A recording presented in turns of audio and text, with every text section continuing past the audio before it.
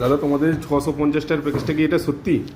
হ্যাঁ, কেন সত্যি না? অবশ্যই সত্যি। 650 টাকায় 4 বেলা খাওয়া দাওয়া, ব্রেকফাস্ট, লাঞ্চ, ইভিনিং টি, সাথে কেক অ্যান্ড ডিনার টোটালটাই পেয়ে যাবে।